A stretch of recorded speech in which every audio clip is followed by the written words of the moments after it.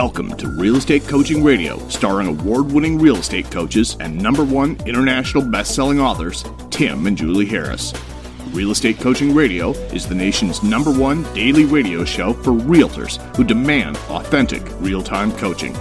Get ready for fluff-free, unfiltered, full-strength honesty about what's truly working to get you into action, helping others, and making money now in today's real estate market. Now to our hosts, Tim and Julie Harris. 3, 2, 1, and we're back, and we have a very special guest today, a longtime acquaintance, but quickly becoming a good friend, Mike Reese. You guys will know him because him and Jay Kinder formed Kinder Reese Coaching for a while, and they have a lot of love and respect in the real estate industry. Well, Mike and Jay are quickly becoming our neighbors down here in Puerto Rico, and he just surprised me yesterday and said that he's here finalizing where he and his family are going to live. So I thought, what the heck, let's do a podcast. So Mike, I appreciate your time. Absolutely, man.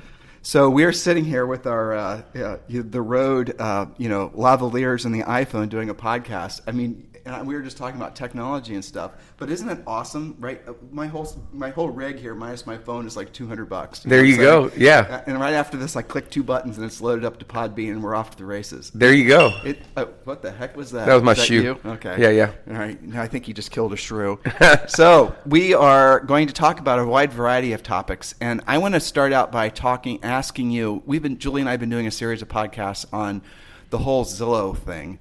And our listeners, most of which listen to us every day, will know where our position is. And I'm curious from your perspective. And let's try to avoid going down the buying leads conversation because that's just a perpetual loop. But let's talk about where do you see, for example, in the next 12 to 24 months, where do you see who are the biggest players in the real estate industry and why?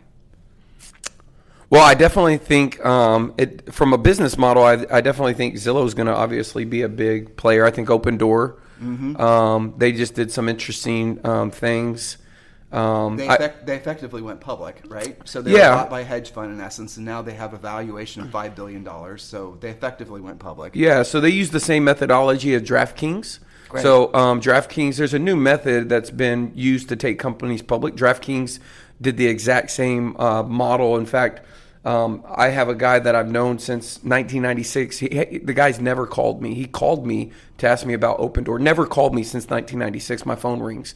He says, "Have you heard of Open Door?" And he goes on to tell me about how he's a stockbroker, but he manages money. I haven't seen him for years. Didn't even know he had my phone number.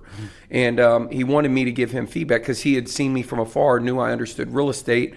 I knew a little bit about EXP. A little bit. Yeah. And just a smidge. Just a little bit. And so he was just interested. And long story short, I ended up buying the stock. I bought the stock. I forget what the symbol is. For the holding company that holds Open Door? Yeah. That's smart. And it's, I'll tell you the symbol here in a second, but I bought the stock. Al Stasik, my business partner, called him immediately, told him about it. I'm not giving stock advice.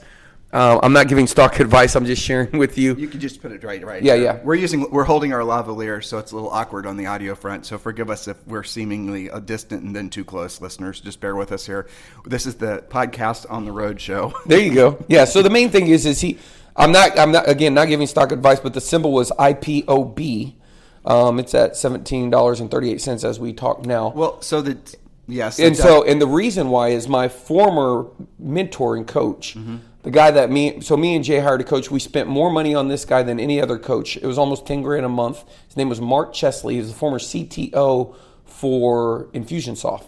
And when he left Infusionsoft, he became I believe the president of OfferPad. He's from Arizona. One of the, if not, only person smarter is probably you. I'm being for real. No, he's a real smart guy. Very, very interesting to have. You're brilliant. It's fun to talk to you because you're so knowledgeable about so many topics. He's similar. You're so kind. Yeah, well, yeah. So he went to OfferPad, and right. and that would put that model on our radar at a very in-depth level. He would fly in once a month to coach me and Jay for 2 days, and he took this job and told us about it, but then started explaining to us in detail their model. Obviously, there was in his attorney roommates. He's an attorney, even though he was the CTO. He was an attorney, and he had told us a bunch of his people that went to law school with him were trying to get, they were basically the guys that were with Open Door. And so, they say at Open Door that their goal is to change the consumer's mindset of buying a house to like trading in a car. And if you look, Zillow, if you follow, and he asked me about Zillow. So the guy asked me about, and then he asked me about Zillow. And so to answer your question, the question becomes, Walgreens used to be a shoe store, right? Companies pivot and change, and they're required to, and the ones that don't, innovate or die. So I believe that those teams that are behind Open Doors and behind Zillow's, I think that they're going to have a competitive advantage. They're going to have tools via money, Yes. and they're going to be able to play at a very high level. So it's going to take a lot of disruption. I don't fear for the agent as much, over the next 3 to 5 years. Being in Puerto Rico, the agent really controls the transaction at a unbelievable off the Richter scale. We're 3 episodes of podcasts. I mean, if you want to go back in time and see the control agents can have, go try to buy a house in Puerto Rico. Yeah. There is no MLS. I did interview a guy 2 weeks ago in Vegas that did 155 transactions, saw me speak in Vegas when he was a title rep, became a salaried employee for a company that does listings, drives business off of radio, and doesn't put their homes in the MLS. He did 100. Well, so you're actually going the exact direction where Julie and I were going with our thinking. It's fascinating. Yeah. We're sharing a wavelength right here. Our brain, it's Yeah. cool. Well, so let's Yeah. get back on track, because this is what Yeah. listeners are really interested in. And by the way, there is an MLS here, just nobody uses it. Right. Nobody uses it. That's the thesis that Julie and I were sort of pondering on our podcast on Sunday. Well, so let's just scale this out, because I'm genuinely interested in what you have to say. Yeah. So you have Open Door. So Open Door has, let's say, best practices when it comes to doing the iBuyer model. Because they've been at it longer, they have done more transactions. These are all statistical facts. They sort of allowed Zillow to catch up with them, and it was, they stopped buying houses. They stopped buying as many houses in third or fourth quarter of last year and into the pandemic. It is what it is. So let's assume that technologically they still have an advantage when it comes to basically operating at scale in terms of the flipper model, in essence, is what they're doing. So if Zillow has, but what does Zillow have? Zillow has by far the largest search widget. It's the biggest portal that there is. So you have what Julie and I are theorizing is you have Open Door that's going to try to basically become Zillow in essence and have a search widget, and then you have Zillow that's going to try to become Open Door and have best practices, and you're going to see those two companies fighting it out and using all those billions of dollars. So in order for that to happen, and this is where I'm interested specifically in this part of it, and I think there's a third player, and I really sincerely believe it's EXp, for all the reasons we're talking about. But the thing that Open Door is missing is they're missing a 50-state brokerage, and they're missing a national search portal.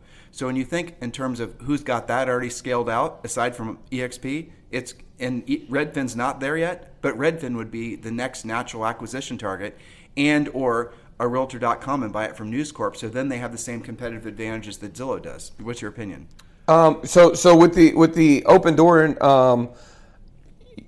the problem with the problem that people don't realize is you could have, when I got into internet marketing, I went to Real Estate Investor. I got tied in with the guy who owned realestateinvestor.com. His name, I forget Colin. His name was Colin. Met a lot of real estate investors, and the truth is that people have been buying homes for cash forever. Mm-hmm. So let's just fundamentally say one thing that's happening is that it's called consumer face branding. I Buy Ugly Homes. It's been featured in the Real Estate Investor, Millionaire Real Estate Investor book. The story, that was the first franchise model of the I Buy Homes for Cash. So explain that what you just said. So it was a franchise model where they would sell you. You had to put so many billboards up, but you could use their their value proposition and their internal methodologies and systems and processes. And they sold it area exclusive. So anytime you're in the business, I know the guy that did this for tax attorneys, you would go to these people like Dan Kennedy, who teaches chiropractors, dentists, how to make money in the opportunity business by not doing dentistry anymore, or like me selling real estate anymore and providing value to the community. Real estate investors who are successful investors, Stan Merrill, who's now EXP, they go around, build fortune builders, go around and teach it once they become successful. Well, if you look at the economic model behind that, if you're like Chris Waters in Austin, Texas, he's franchising his Water International because he's kind of outgrown his backyard like Gary Keller did in Austin. He had 2 stores and then went franchise. So these are all business models. The thing that's different is we have publicly traded companies with a lot of money. And the truth is what I said, and this is unbelievable that we're having this conversation, is that I said 8 months ago on this same topic on a podcast that I was with Chris, because Chris was spending a couple $100,000 a month on radio. If I misquoted him, it wasn't intentional, but these other companies were doing $400,000 to $500,000 a piece.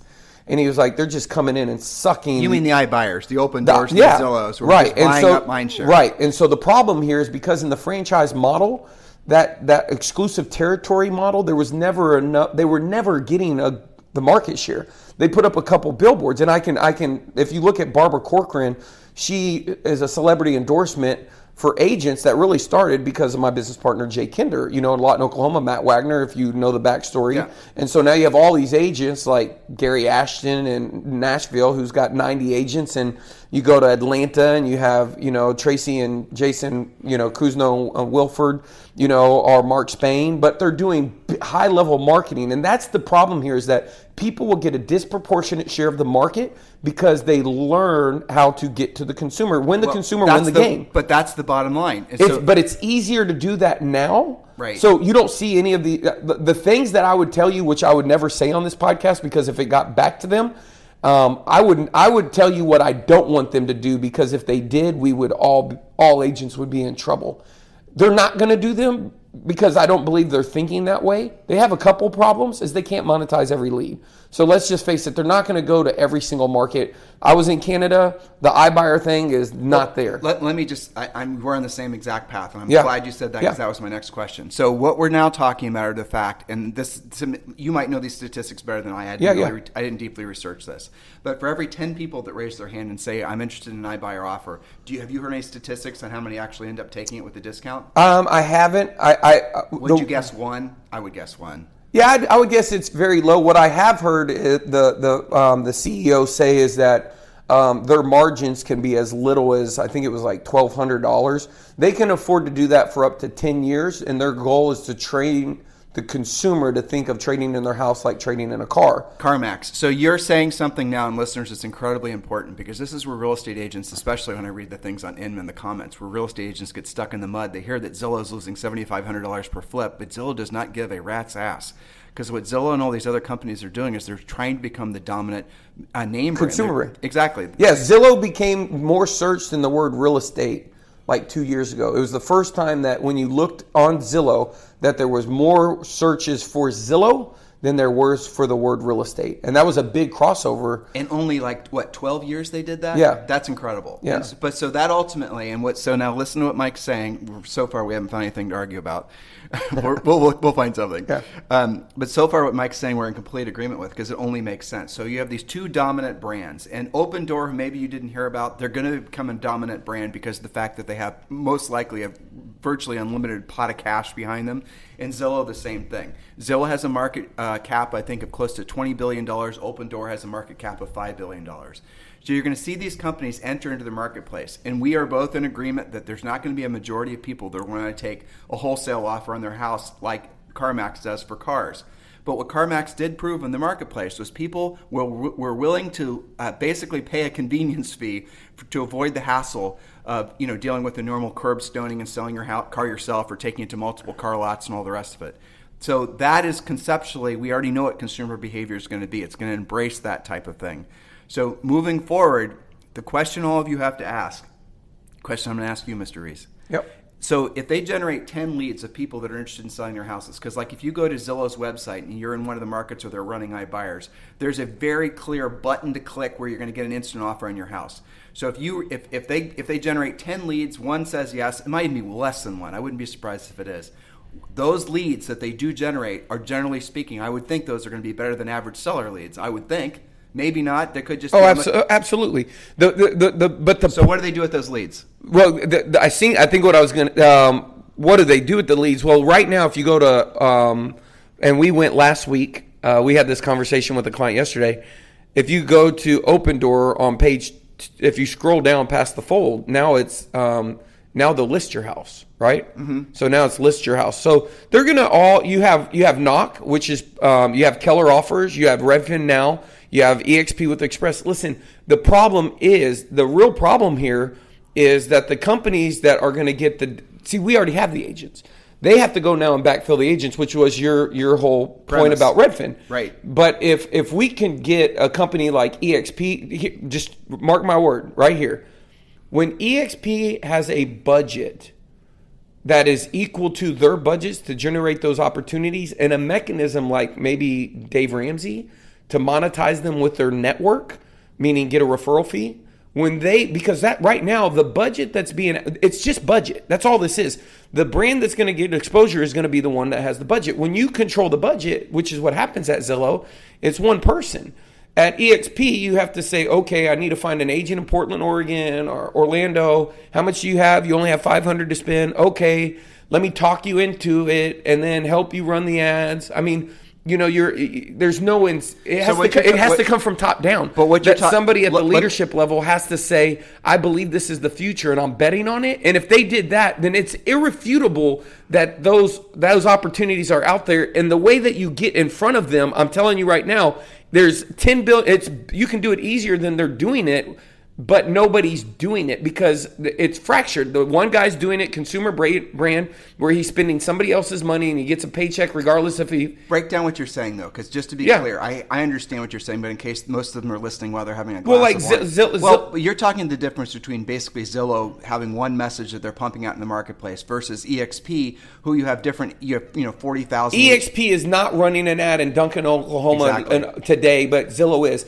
Right. EXP is only running ads where agents are wanting to run the ad, and the ad exposure is elastic to the agent's budget. It has to be elastic to EXP's budget. Exactly. And that's the game killer. And so you got Keller Offers that has the agent piece, but you're still dealing with agents who you have to convince to invest money into their business, which I've been in that game. And that's hard to do so because they not only have to be able to generate leads, they have to be able to articulate their value, demonstrate their value, compete on that, follow up with the lead in the first place, call it on a Saturday or Sunday, maybe call it 8 times. So they have to have the conversion process in place and not just buy the lead and then not say the lead sucks because it doesn't convert after, 1 month, So you have all that. If you put that on the agent, or what we call in the book, we call value exchange. If you can move up the value ladder, see what Zillow did is they moved up the ladder. They first gave the lead to the agent, then they said, all right, we won't do that anymore. We'll call the lead.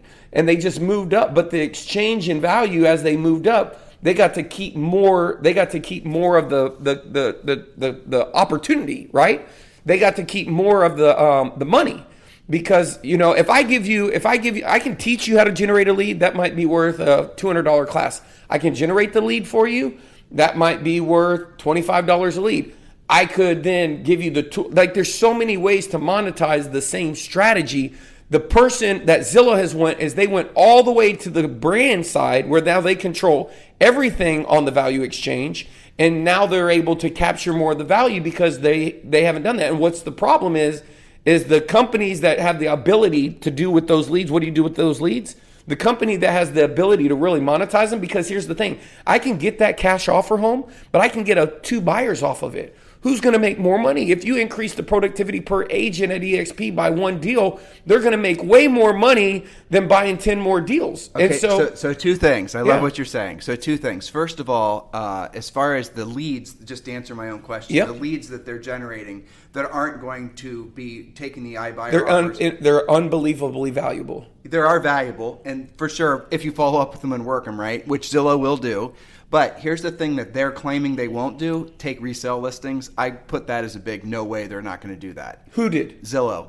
Okay, they might, but yeah. So if we're talking, OfferPad didn't either, and now they do. Exactly. Well, and Zillow said they weren't going to get in the brokerage business either, and they did. So of course. I built. If you go to, I'm not going to give the URL because I don't want to. I'm not trying to do that, but I did build the Express Offers funnel. And if you go look at it, the very first deal that, once we got... You mean for EXP? Yeah. Well, get the URL. Who cares? It's expressofferfunnels.com, right? I think is the URL. But now when you first started with EXP, you'd use Making It Rain to generate buyer leads for your KV core. Now an agent. Last time I looked, and the numbers obviously more now. We had over 6,000 people that got certified on making express offers. So I think EXP is doing that right. Is they're standardizing the training and creating the mechanisms for the agent. What I would be interested in looking at on a pilot program, if I was asked for my opinion, would be like, okay, let's go into Dallas. We already know that OfferPad spends $500,000 a month. We have 2,000 agents in Dallas. Let's see if we can monetize and create a put $1 in scenario, take 5 out, and let's go in and hit radio with express offers. Because if I can vet that model, I can do it in 22 states. Now I'm competing because I got the search portal. Now I'm competing with these people. But in order to do it, you got to go in and say, all right, here's what we're going to do. And you could do it this way. You could even say, hey, agent, here's your opportunity. You can work on a referral fee. I'm looking for 10 people. We're just going to run a little budget. But somebody's got to go after those clicks. You can't have clicks in a marketplace that you're not competing on. You can't be running in Dallas but not running in Houston. That's the difference in Open Door. Is they defined their market. They were first available in Arizona, where they started, OfferPad, right? They ran their model. They vetted it out. Then they went to Dallas. They were going to be coming to Florida. That's how you roll things out. They got to, in order for express offers to really be what I think it could be, is somebody has to control the marketing budget, and that can't be left up to the agent. Otherwise, it's just another model. And you're not really going for the game. You are going to offer value to your agents if you're agent centric. Hey, we got another tool for you. Here's a value proposition. Now you have this cool offer, but there's still going to be 500,000 people that don't see your ad because that agent's budget's $500, and there's just more opportunity than any one agent will ever take advantage of. That's why those agents get that disproportionate share, is because they go in, they start on radio, they start with about $5,000 a month, then that stuff works really well, then they go to 10, then they go to 20, and the next thing you know, I see them a year later at a mastermind, and they're spending 40, 50, 80,000 on radio. It's not uncommon, right? I can name you 50 names of people spending $50,000 to $70,000 on radio, and they still ain't touching it, and OfferPad knows that.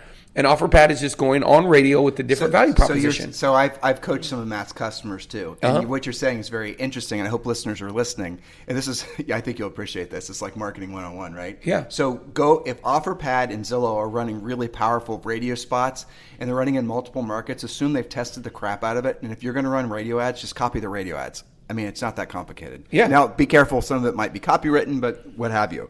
So ultimately, what you're saying is it's a battle. What we're entering into is what it feels like to us, we're entering into a new era of real estate where the consumer expectations for the brokerage are going to offer are going to evolve quickly, because of all.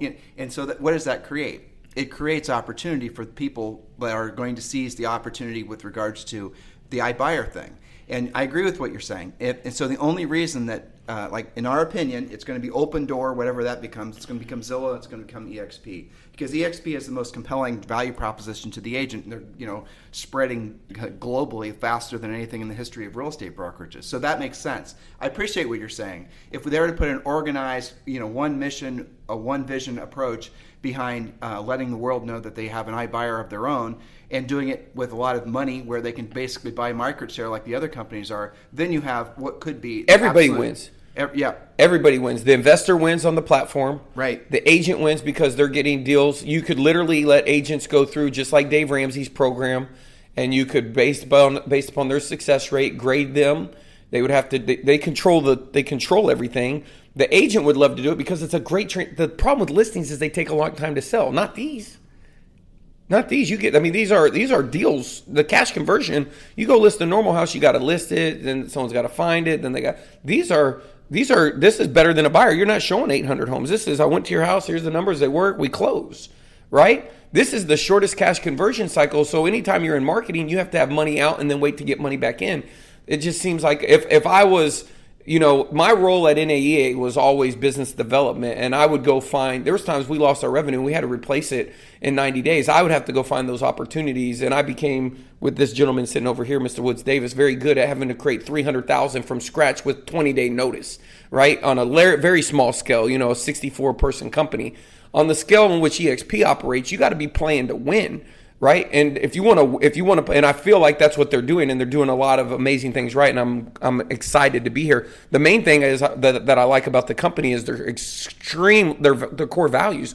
They're extremely flexible and open to the market. When other companies have franchisees that they have to. They have big agreements. They can't just do things. We're very we can pivot. Like people say, we're built for this. I mean, what that means is we can move around, and with the right strat. But you can never. It'd be like this. Imagine if I had a real estate team, and I told all my buyers agents, hey, buyer agents, how much you want to put into marketing? They're never going to put enough in to get the team to the big goal. The real teams, there's one person controlling the marketing budget.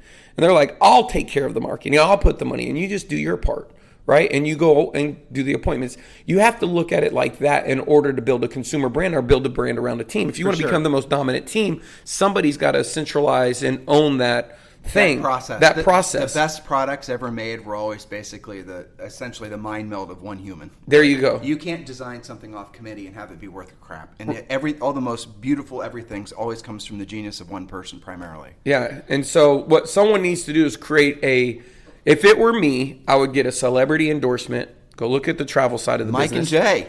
No, I'm talking about a celebrity, like a celebrity endorsement, like a real most trusted celebrity used to be Tom Hanks. That was 3 or 4 years ago.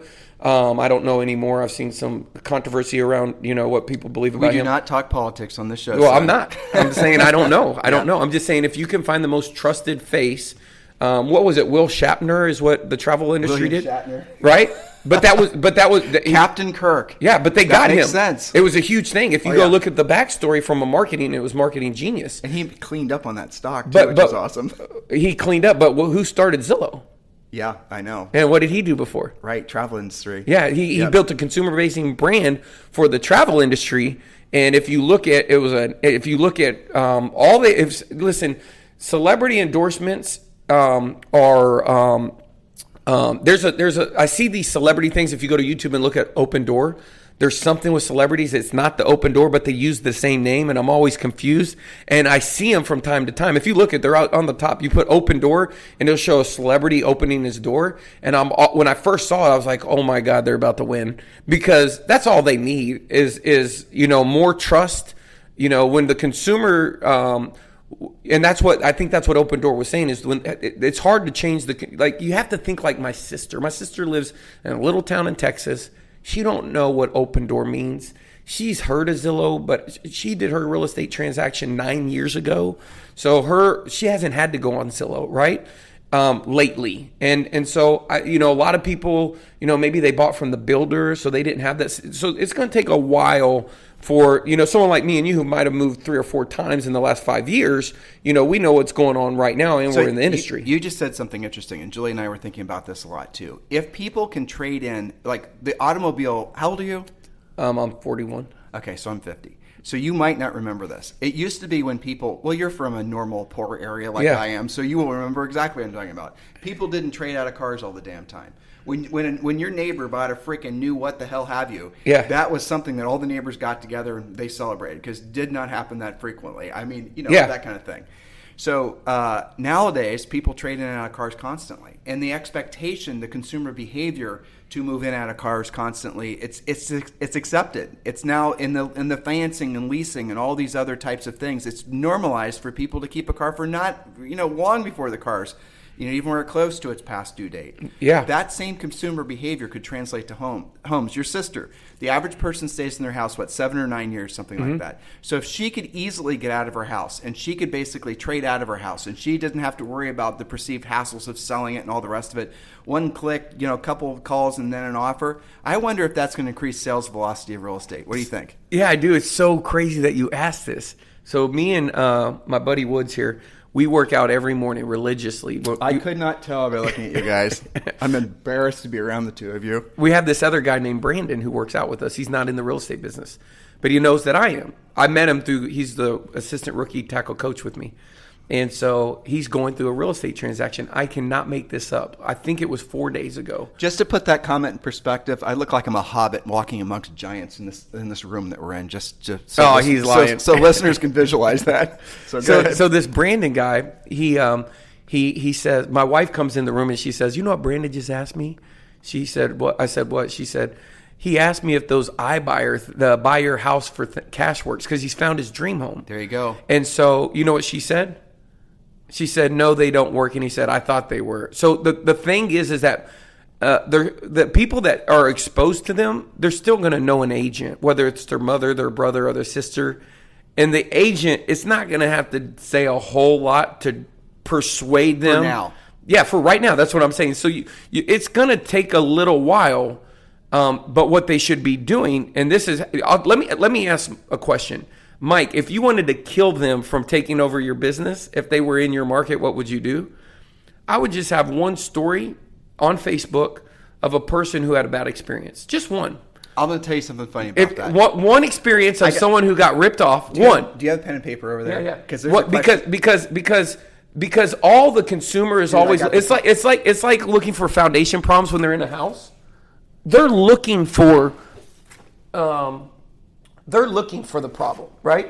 And so there's a book called Biology. When people don't buy, they don't believe you. And so if I were trying to combat that, I would just have a couple little stories around, people who lost, people who were frustrated, people who say, and I thought it was too good to be true, and the next thing they wanted me to do $21,000 in repairs. You got a computer in front of you. I want you to search something. I want you to go to Yelp, and then I want you to put in Open Door. And then I want you to go to Yelp, and I want you to put in Zillow offers. And I want you to try to find their Yelp pages. They probably don't have one. They don't have any. Nuh-uh. Well, what the hell happened? Yeah, because that's all it takes. But listen. So what happened was, this is a story. Inman broke this too. Uh-huh. I think Teak Wiggins wrote this article. He did. I remember. It was unbelievably fascinating. Okay. So basically, these guys, a lot of these companies shared the same members of the boards of director. Yelp and all these, and then I think Glassdoor. Yes, Glassdoor also was founded by Rich Barton, who now is the CEO of Zillow. So all these review things where companies will normally never want to appear, basically, and in Yelp, we could just argue the efficacy of Yelp, and it's like the old BBB days when essentially businesses are paying, and let's just set that aside for a second.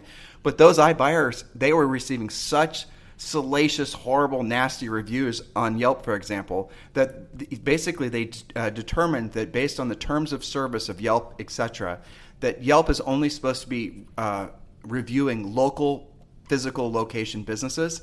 And if you're a virtual business, you don't qualify to be on Yelp. So they removed their pages, and they tried to do it super secretly so that consumers couldn't easily find a level of dissatisfaction out there with the iBuyers. Yeah. That's fascinating. Yeah. And that's all it takes. Yeah. Yeah. Because in truth, if you get the stories of the people that don't sell, then what would happen is it would be confirmation, and it'd be hard to build a consumer-facing brand. It just would.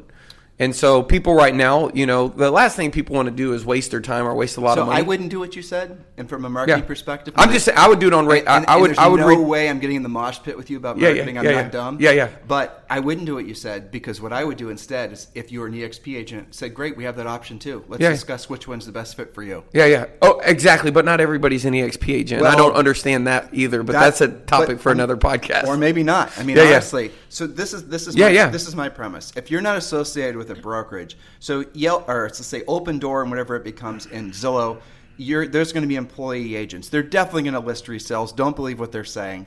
So if you're an agent, and I get this question all the time. I'm sure you do too, right? So agents are fearful that they're going to be out of business in 5 years, and they're worried about it, especially if they're in their 30s. They're worried about doubling down and really laying long-term plans for their future in real estate. And I get the question all the time, what's the long-term in real estate going to be like? And in my opinion, this is always going to be true. There will never be a time, ever, where people are not going to want to use a real estate agent. There'll never be a time when people won't want to use, when you and I were sitting for lunch, the last time you and Jay were here, you were doing a little bit of short selling and whatnot on your phone and, doing quite well, if I remember correctly. Yeah. I've never studied that before, and I was thinking about asking you about it. Not that I'd ever probably do it. I'm more conservative than that. But that's something that's fascinating. So my natural inclination wasn't to fire up a website. This is the point you made a second ago.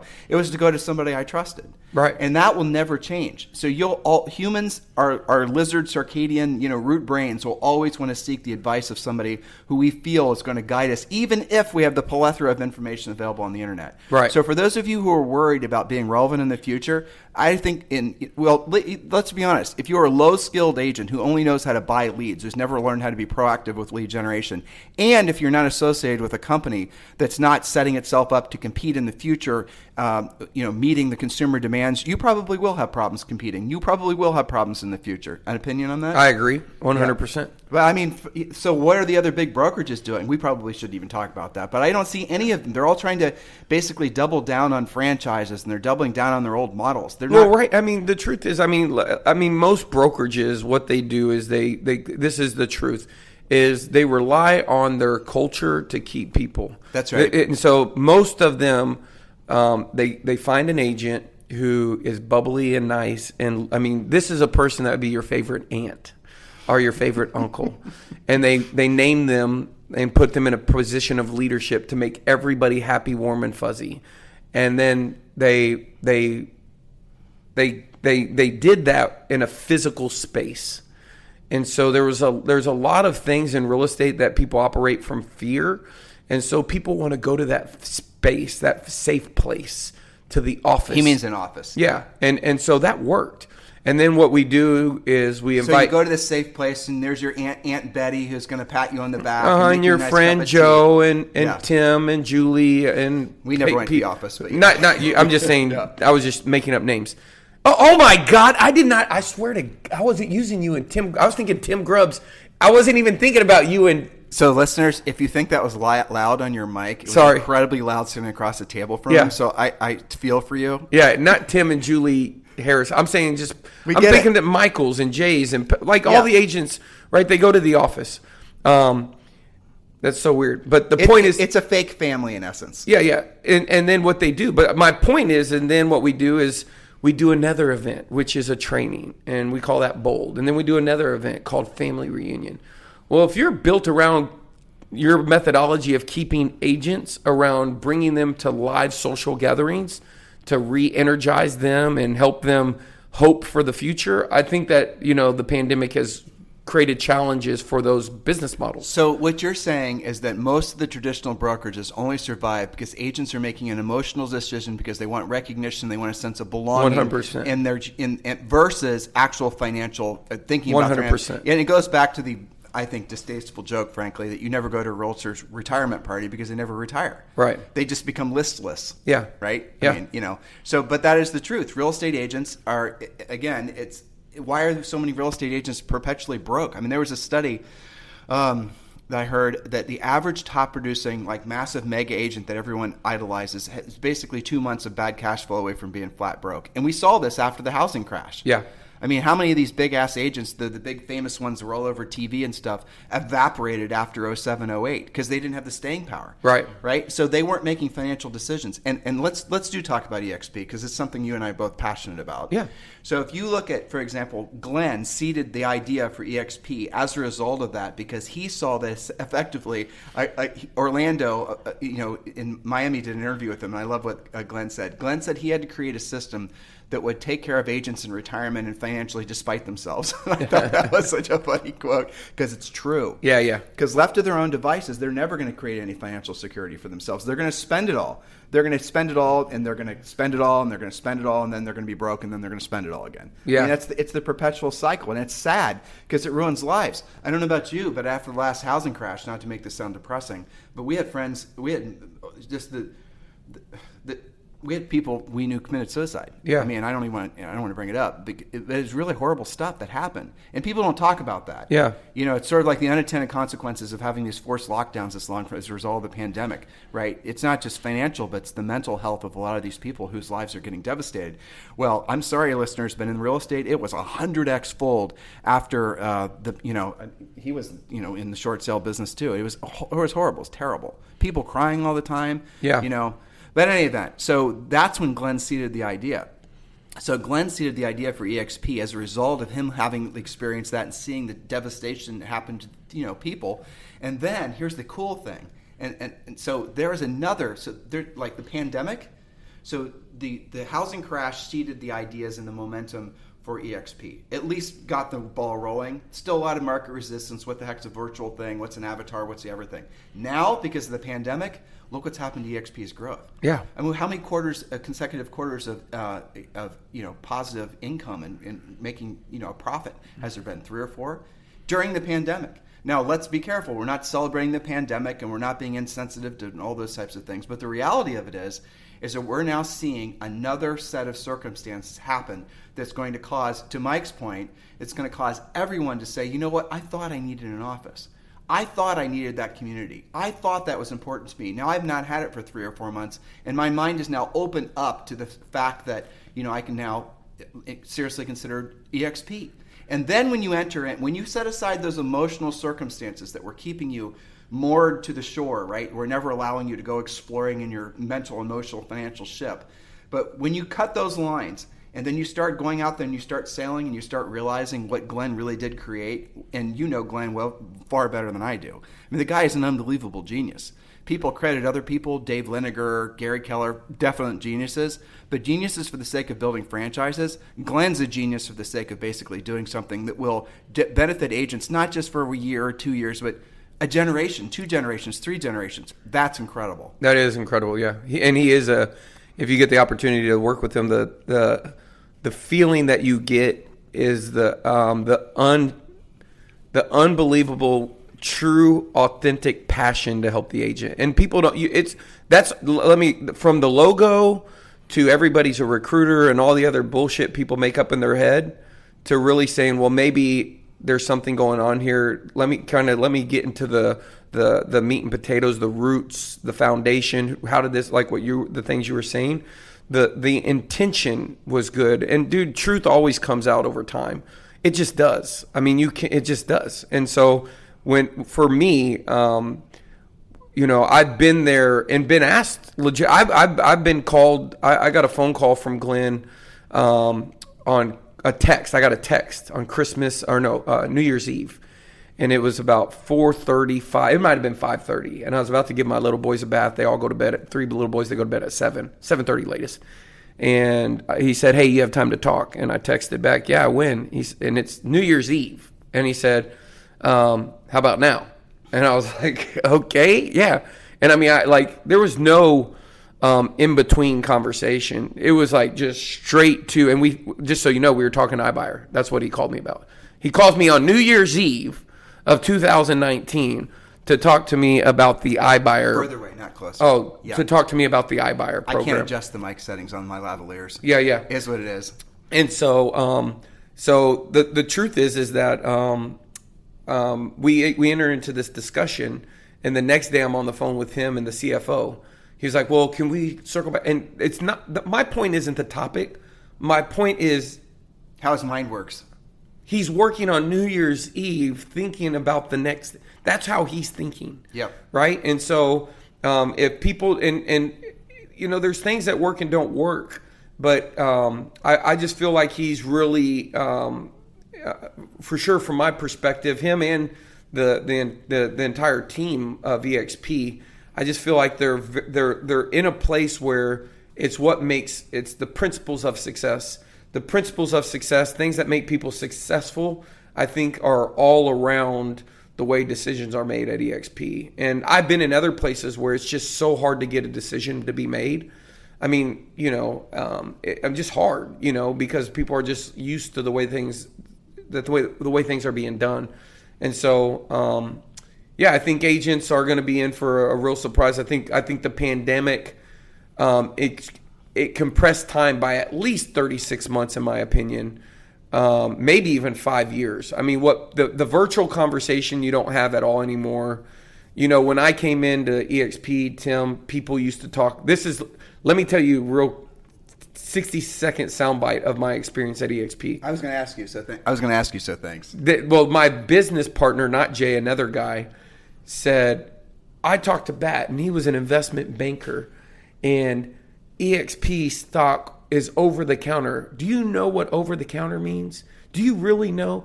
That stock will never, and he gave me some bullshit made up statistic on the spot and said that stock will never be on the NASDAQ. That's what he said. And 60 days, 90 days later, it was trading on the NASDAQ from that conversation. So and this is a guy that is a friend of mine that I stay at his house, who I would say was truly trying to look at my best interest. I know people, what moved me at EXP was when I met a 23-year-old kid who had multiple six figures in stock. And what really moved, I have some clients that I moved. Just think about this. Think about having a client that maybe they have maybe 10, 50, 25, maybe 75,000 in, we call it core capital. So one of our philosophies came from a book called Simple Numbers, Straight Talk, Big Profit by Greg Crabtree, which is chapter number 1, How the Entrepreneur Pays Itself. All our mastermind members said it was the one book that changed their life. It's called A Financial Cube. And it just basically says that you should have a certain amount of money in the bank. You do this stuff instinctively. You said it to Jay when I was there. Don't spend X percent more of your income. You have little mental models in which you live your life, make financial decisions. And this book is a framework by YPO, which helps entrepreneurs and stuff. Young Presidents Organization. Julie and I actually started a chapter of YEO, the cousin to that, in Columbus. Okay, so Greg is a part of that community and helps these people with financial, decisions to run their business. And he says you should have. So what we always did when we coach somebody is we find out how much money they have saved, how much money it took to operate their business, and how much money they needed to shoot for core capital, because we wanted them to have a healthy business. That was kind of the nucleus of our philosophy. And so I knew what people had in the bank. I knew people who were selling hundreds of homes that, if, like you said, they were 3 months away from not being able to pay their bills, right? But they're selling hundreds of homes a month, right? 100 homes a month. Pull that away just ever so slightly. Yeah, that's good right there. And so, long story short, is with the way this whole thing, went, that I'm trying to explain is that these people that I was meeting in EXP had multiple six figures in stock. Right. Now, this was when the stock hit 6 in the December that I had went up. And anyway, long story short, it was at $6 at this one particular time when I met this individual. Now I have agents that I personally remember them being on a Zoom call and coming over, and I'm looking at their news feed, and they have $300,000, $400,000 in stock. I'm not going to say their names, but I mean, this is multiple people. Well, there's people that have basically, who are early in EXP, that have become millionaires and have just. Well, this guy, these aren't people that were early. These were people. Yeah. So I'll give you an example. This guy named Brian, he came in a year ago. Okay. I got the text history. It said, should I go into the stock deal? He sent me a screenshot. Even a guy in Utah named Steve sent me a screenshot and says, is this real? Like, is this real? And so my point is that people who come to EXP, a lot of them didn't even think about the stock. It was like, okay, well, the stock's good and great. But, a lot of them liked other things. Everybody had something different that they like. But the stock is a real, I think, it's a forced savings plan. Yeah, and people are seeing the people who got in are now reaping the benefits. But it's not too late. It's just getting started. And so this is an interesting pivot, because I just wrote this down as I forgot to bring this up earlier. So EXP is valued on the market cap of less than $3 billion, and profitable company. Agents are going to be over 100,000, maybe even more. International, licensed in all 50 states, all the rest of it. Brilliant leadership. Okay, Zillow, again, brilliant leadership. They have all their attributes, but they're valued at almost $20 billion. What's the reason why? Because Zillow is seen, and an Open Door is seen as a tech company, yep. and EXP is still being valued in the same bucket as a real estate franchise. But EXP is not. It is a real estate company, but it really is a tech company. So I don't know if you have an opinion on this. Yeah. And just for anybody who's, I don't have all the legal small print, but we absolutely don't know what the hell we're talking about. So if you're listening to us for advice on investing, you've come to the wrong place. Let's just say that. Yeah. So any disclaimers.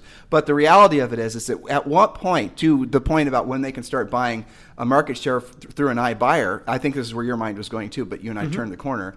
As soon as they basically are getting the tech valuation that their hypothetical competitors are, then the horses have left the barn. At that point, the whole world changes. Yeah, they opened up the investor meeting on August 6th. I got it recorded. I've sent it to people. They opened it up. In the first 3 minutes, they talk about exactly what you said, the whole investor call after they reported earnings. and they said if we were evaluated through the same valuation process as Redfin, we would be $140 a share. That was the numbers that were used. Look at Tesla. Yeah. I mean, Tesla has a market cap. I don't even know what the hell its market cap is, but they make cars, and you compare them to, say, for example. But they don't. But they don't. Exactly. But I mean, it's a technology company, technically. Yeah, but the thing is they said that literally last week they said their battery business will be a $300 billion business. Right. That's just batteries. That's just, they own Solar City. The solar power gets stored in a battery in a house. Those batteries right now, we're here.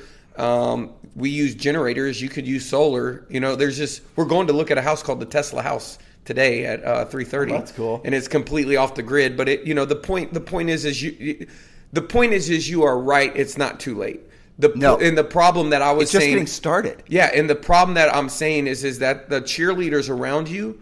I tell people, listen, follow the money, find truth for yourself. Elon Musk said, always assume you're wrong. That's his number one way for solving problems. Ray Dalio, the number one hedge fund manager in the world, principles, he says the same thing. Find truth for yourself. And the truth is that you have to ask yourself a better question. What if you are wrong? I know for a fact that the single decision for me, which I was not doing bad, I would say I was doing really well, to come over to EXP took one thing. It took me to change my vision that I had created, that I had been duking it out for. I had been told by smarter people than me that, man, you and Jay are just like, they use this sound, because they were asking us how we got here. And this guy is Harvard MBA, John Z, was on the board for Commissions Inc. He was like, man, y'all worked your little butts off the hard way, and we were having conversations like this before EXP was even a conversation.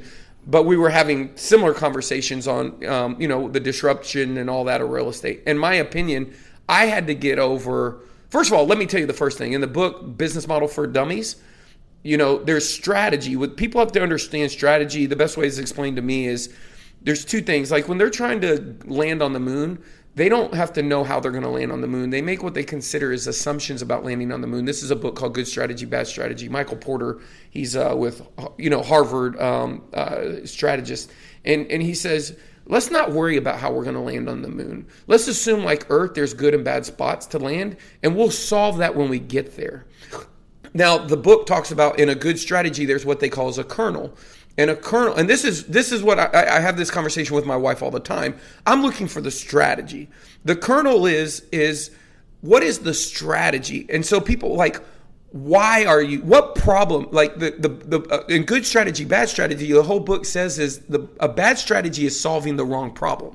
Okay, so if you go and give me a good idea, and it's a great strategy, but it's solving the wrong problem. The problem that we're solving here is this. This is the problem: is that agents are going to, over time, have a disproportionate share of income to invest back into their business to get that same disproportionate share of market share that currently is funded the Zillows and the offer pads.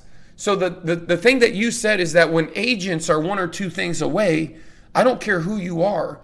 The bottom line is if let's just say that an agent has multiple income streams, one of those streams may be because, like me, when I got into real estate, I helped my uncle and aunt, I helped my next door neighbor growing up. I didn't get anything. I helped my guy who sold me advertising, Stuart Smith. All these people are still in real estate today, became very successful, but the broker that they went to got paid. There was an economic incentive, right, that allowed me to change my behavior to do a higher leveraged activity and get compensated for it because I was out there becoming successful anyway. And so through that, naturally, people reached out to me, and NAR came out with a stat that said 80% of all the transactions are going to be done by people who get licensed over the next 36 months. So people always say, well, with EXP, people have already been all recruited. No, you're wrong. When I got into real estate, I was rookie. There's a rookie of the year that's getting their license now. Right? And they're gonna have questions, and they're gonna need help. And some people don't understand is you don't have to be at the top to help somebody. You might just need to be able to help that one new agent fill out their first listing paperwork. So we said several things here that they need to listen to because a lot of agents are worried that they're going to be relevant, right?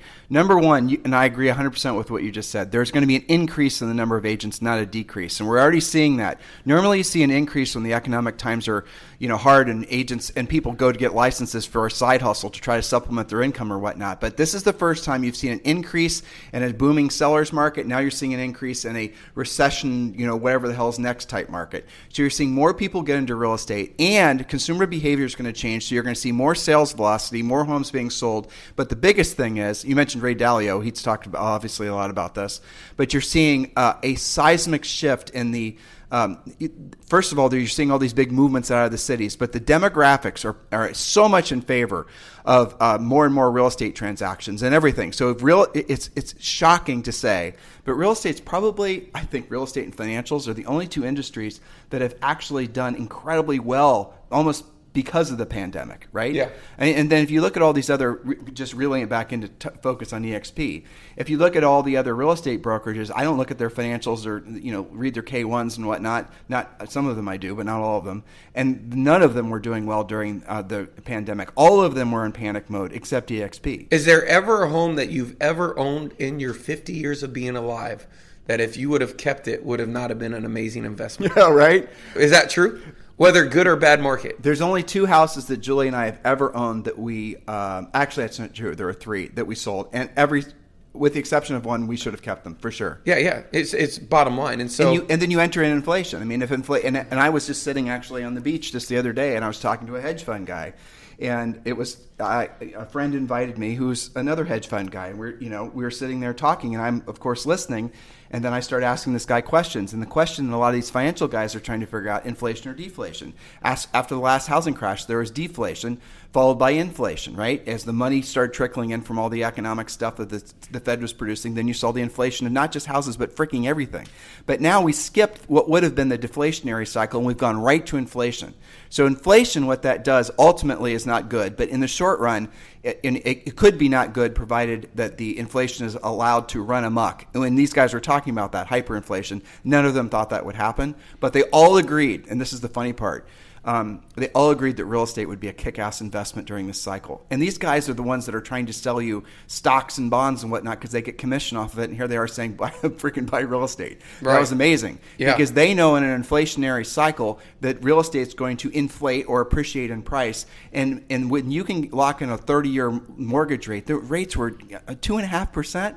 What the hell? By the way, good luck getting a rate lower than 4.5 down here when it comes time for you to buy. Good luck.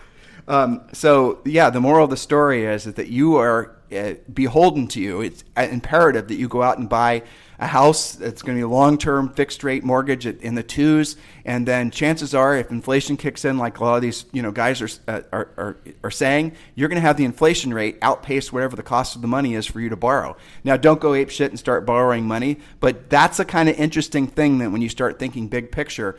If you combine something, if you look at the financial strife that's entering into the economy and you look at it as in an opportunistic perspective, your world pivots. And that's ultimately, and you said something, and it's fascinating because I thought you were about to say, why didn't you get into EXP? How long have you been in EXP?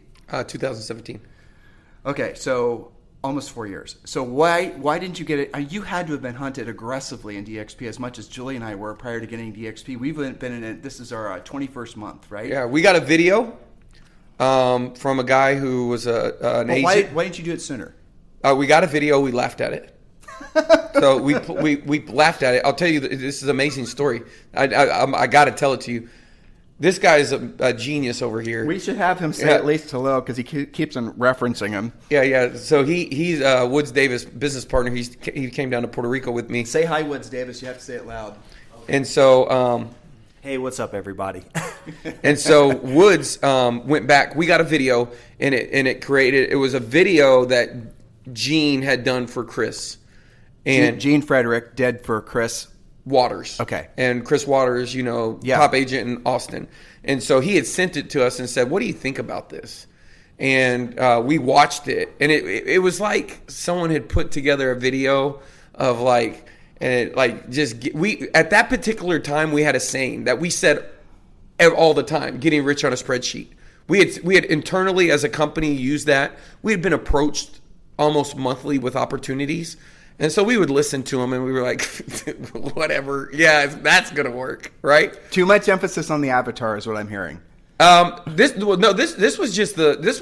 looked at it. We were doing something very similar. Mm-hmm. So in June of 2016, we had a face-to-face podcast and we had pledged to get 2,000 partners nationwide. We had a different model and we had been executing that successfully. And this is for the National Association of Expert Advisors. We called ourselves the Expert Advisor Home Selling, or Expert Advisor Home Services. We had agents. We were bringing them over left and right. We were moving. I was going to Houston and Georgia, Atlanta once a quarter. We had established what would have been basically equivalent to a broker in Atlanta. We were doing it. We were using a guy by the name of Larry who had built Dynatech, which was in the financial services space, had done something very similar. We were turned on to a guy who did it in the insurance space through a network. So we were doing weekly, if not monthly, calls with Clayton Mask on how to create cap tables to get shares. All this is, I have spreadsheets and Word documents, and we had a team working on it. The problem was growth sucks cash. And so all of that growth, and we were a salary-based model. We had a couple things. We had 2 or 3 things wrong. So you were going to roll up all these different real estate teams and brokerages and basically put them under one umbrella, in essence. Yeah, and they got a territory, right? And so in the investment world, that's called a roll-up model. Yeah, and so they got a territory, and that territory was going to be their sellable asset. So when they wanted to get out, if you owned Plano, right, you could sell your territory to somebody, but it Great wasn't idea. Yeah. And so anyway, long story short, we'd partner with them, and we would do what we essentially do now at EXP. When we partner with people, we help them grow their business without charging them. The difference is in this model, we were taking some of the overhead, and once we had helped these agents go from never selling more than, some of these agents literally would never sell more than 8 deals. They'd be selling 50 deals, but then they would want to talk about their split. They've been in real estate 10 years, never sold more than 18. Their first year with us, they're doing 50 deals, and they want a higher split, and they don't understand the numbers behind it. So we saw the platform. That's what we saw. So that year goes by, we start digging in, and long story short, Jay goes, here's the truth, is I go to Jay, and I'm just looking. We wrote the book Digital President. Chapter 1 of that is about of that book is. I have no idea about. So, by the way, this book, which I'm holding in my hand, you can get this on Amazon. I assume. Yeah. So I'm going to give you. Make sure you release this in Kindle. Okay. And make sure you get it in Audible. And when you do in Kindle, remember I told you guys this. Make sure you make it so the Kindle members can download it for free, and then on Kindle it'll become an international bestseller instantly. Okay. Seriously, and like countries you don't even know where they are. Yeah. That's how you do it. So in that book, chapter 1, it talks about your freedom number. I have to tell you, put this in context. I have no clue that I'm looking for passive income, but me and him on December 2nd, 2016, I went to Jay. I'd watched a thing called the Defiant Ones. Me and him were training for an ultramarathon, a 62-mile race called the Mandara. I was on a 14-mile run one day, and I came back, and I was done. It's a long story, but I went to Jay, and I said, hey, man, dude, I'm done. He's like, what do you mean you're done? I said, dude, I'm done. I'm done, dude. I want freedom. I'm in meetings after meetings. You mean Kinder, right? Jay Kinder, yeah. Yeah. What'd I say? No, I'm just I'm giving context. Yeah. So I go to Jay Kinder, and I'm like, hey, dude, I'm done. I watched this movie, The Defiant Ones, where Jimmy Levine, I thought it was going to be cool about Dr. Dre. I ended up falling in love with Jimmy Levine, and someone's giving a testimonial and says, Jimmy Levine, he says, he'll kick over the sandcastle. And he's telling the backstory how he hooked up with Steve Jobs and why the Beats deal made billions.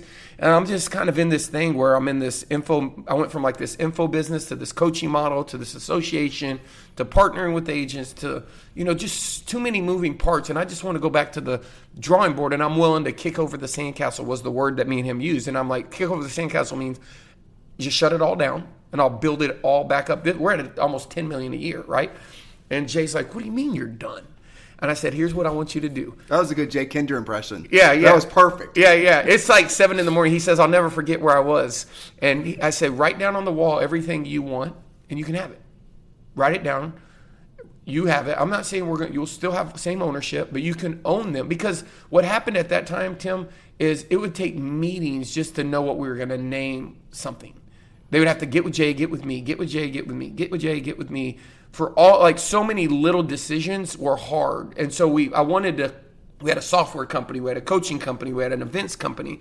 And so what I wanted to do was I wanted to be able to make a decision like back when I mowed grass. Like, I just want to be like, yeah, we'll chop down that tree for $500. Let's go. I don't know, move the needle. It came so hard to move the needle with so many people. And that was the thing I told you. I was like, dude, I want to be able to move the needle, dude. I want to be able to move the needle by going home on Thanksgiving where I do my work for a week and think about a great ass idea. And then I want to come and by freaking January, knock the cover off the ball.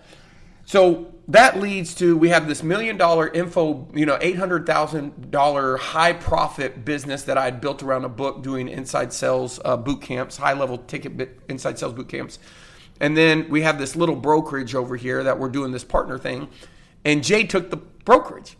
So Jay writes down, this is October.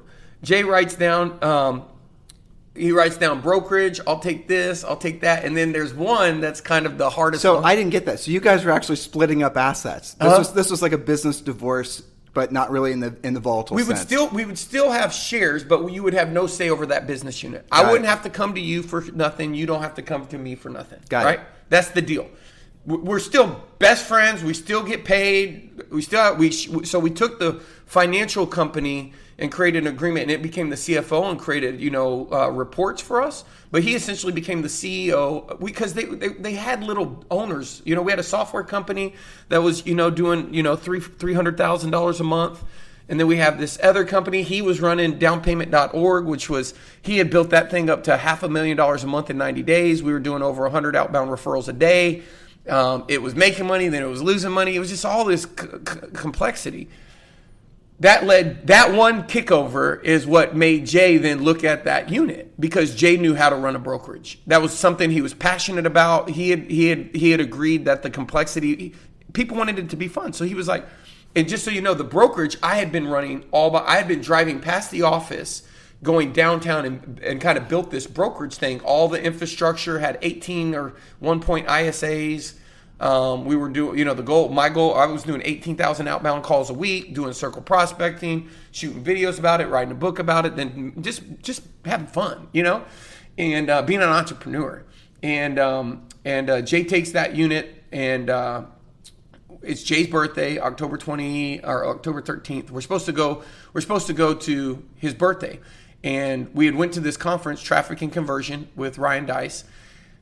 Jesse Itzler, the author of Living with the Seal, was on stage, and he makes this proposal. He says, hey, who wants to climb a mountain with me? I'm doing this Everest challenge, blah, blah, blah. Well, we hit him up, and we end up saying we're going to do it. And it's like less than 30 days away, and we ain't even trained. Mm-mm. So we're supposed to. Sounds bad. Yeah, so we're supposed to go climb this mountain with 300 of the top athletes. Was it Everest? It's a simulated Everest climb. You have to climb a mountain 17 times in 2 days. Okay. And it's Everest without the cold. Without the cold, but it was cold. Yeah. But it was in Virginia or Vermont, and so the guy who was like on The Biggest Loser, the guy Cody who just rode across the Atlantic, who walked, he was there. Sarah Blakely, the billionaire woman, his wife, who founded Spanx. All these people are there. 300. You go to these tents. They have like these to me gifts. It's done first class. They have people massage people, but you can't start climbing until 2:00. And then on the last day, which is Sunday, you have to stop climbing at 5. Well, anyway, we register for this thing, me, him, and Jay. And it was all Jay's idea. It was for his birthday. And I called Jay about 8 o'clock at night and said, hey, what time? EJ was our driver. I said, hey, what time do you want EJ to pick you up? He says, hey, have him pick me up. Jay lived out in the country. I said, do you want EJ to pick you up, or do you want to meet at my house? Or you want to meet at the office? He says, meet at the office. So I'm at the office. It's like 6 in the morning. It's me and him. We got all of our stuff. This was you had to pack pretty good for this thing, smartly. And so we're sitting there waiting, and he doesn't show. It's his birthday, his idea. He's the one that texted. We're sitting there. We're like, we're going to be late, dude. We got to go. Maybe he's at the airport. Jay will figure it out. If he slept in, I don't know what he did. I just talked to him. He said, meet him here. I'm showing him the text. So we end up there. They have a birthday cake on his cot, because you have to climb up to base camp, and there's a cot, in these tents. And I don't see Jay. And so I fly. That whole event is worth. It's the number one. They said they'll find your soul on that. You find your soul. It was probably the number one decision I made in my life for learning about myself. It for sure was extremely life changing. So, but I can't walk. And we have an event, a mastermind event where agents are. So it was timed that once we got done, there was one day in between, and then we had an event at the Omni Hotel. So I'm flying back in. Our plane gets hit in the side, and they damage the plane, and they give us a free room in Atlanta, and I'm supposed to speak Your plane got hit? Yeah. With what? You know the gate thing that comes out? Oh, my God. They hit it. So they cancel our flight home. I'm supposed to speak the next day at the mastermind, so they ended up moving me to day 2. So I wasn't there for normally the mastermind, I'd find out where Jay's at, but I'm showing up from the airport late to speak. And I'm speaking about goal setting and what I learned on this climb, which I already had the topic, but it just meant a little bit more. Could you walk at this point? I could hobble. Only 30%, only 30% of the people That's finished. called an authentic stage speaker. Yeah. Only 30% of the people finished. We were the last 2 that finished. Not a lot of people finished. So we're going to give this talk, and I see Jay across the room. They're at a break right when I get there, just timing. There's this day 2, 3 more speakers left. And I'm like, where the F did you go? And he was like, dude, I'll tell you later, dude. Just trust me. I was like, nah, I got time right now. Where were you? You tricked me into. Did you even register? You know, I'm like, what was this? Because that would be like the ultimate payback prank of the 10 years of me getting him. Absolutely. He pranked me into go climbing a mountain and didn't show. And he's like, no, dude, listen. He was like, Al called me, and me, Al, John, and Bob, we all flew to. Remember that EXP? I was like, yeah, because I had been approached. I had a little exposure to it, but I had been approached when I was in Utah by the guy who was over Utah. So we had some conversation. It's a long story, but I called Jay, and he was approached the same day. It was a coincident deal. It's like, dude, I was approached by this EXP deal, you know, and he was like, dude, I was approached too. And he's on one side of we're on doing a tour, and we just end up kind of shooting the shit, and then it dissolves. And, you know, so we had Chris who told us about it. We'd been approached on the road, and then one of our clients, a guy who worked for us, Cliff, whenever we shut down our real estate brokerage, whenever we shut down our coaching business and went to this real estate brokerage model, he had moved his license to EXP. And he had worked with us for probably about 10 years. So Coach Cliff goes over. Then he had a student when he coached for us named Al. And he had been, you know, AJ Maida was a student. You know, a lot of Brent Gove. Brent Gove had spoke at our event. And then he had spoke at Haas's event. Haas was Al Stasek in Michigan, right? He's in Cleveland. Oh, that's right. So a lot of these people, and Sheila was at front row sitting at an event. Sheila Farajan. Yeah, and she called Brent. So there's a lot of people that are going over there. So it's around us, and they had and I wasn't paying any attention to it. I mean, I'm growing the other business, not paying any attention. It's not even like anything else I'm not paying attention to right now. And so, but Jay, because of the division of the business units, and that was something he had to wrestle down because there were people who were salaries, and he had to get a plan for that unit to be profitable. He had to create money. He had to create money for that business. He was now. I had been running it up to that point, so he was looking for an opportunity. Long story short, is he went in and he saw the opportunity, and he said he flew there, he flew back, and he had brought back Sheila and Rob Flick, and so they. After I speak, he says, just don't ask any questions, just watch. So I'm like, all right, dude, all right, what do you got me watching? And so we watched this presentation, which was done in a way that you wouldn't do it today, but back then, you know, so new, people did them. We have a structured way to do it. There it was a little bit, you could tell a little bit more, you know, they were able to get the point across. Only 4 years ago. Isn't that hilarious to think about? Yeah. Yeah. And so he gives us, this is October of 2017. So this would be about 3. Well, because I'll be it's almost 2021, but yeah. So October of this year will be my 3rd year. Yeah. Because you vest that 3 years, I believe. But the point is that long story short is that happened, and so Jay ends up moving everything over from our brokerage model to this. And to put it in perspective, everybody up to that point had reported to Jay, and we were touring and going to sign this lease on this 20,000 square foot building. We were going to hire more people. We didn't sign the lease. We ended up going kind of like he left me. When I took over the business unit with most of the employees, I moved us into flex space, which is what you do at EXP, but I had no idea. I was just trying to play red light, green light with the expenses and be able to operate and shut things down if I didn't want to do. I was totally, our goal was I'm not doing anything that I don't want to do anymore, period. And I'm going to spend time with my kids. That was the motive. It was like I went to karate, I'm on the phone. I go here, I'm halfway present. So the whole thing was, dude, I wrote a book and made almost $1 million. Why am I doing all this complexity stuff when I can just go out and build a different type of business? I'm going to be more open and flexible. And Elon Musk, I'd been really following him, and on part of my research, he had a way of thinking through physics, boiling things down to their truth and problem solving skills. And he just had put this on my mind to assume you're wrong. And that's because when you assume you're wrong, you go to learner mode.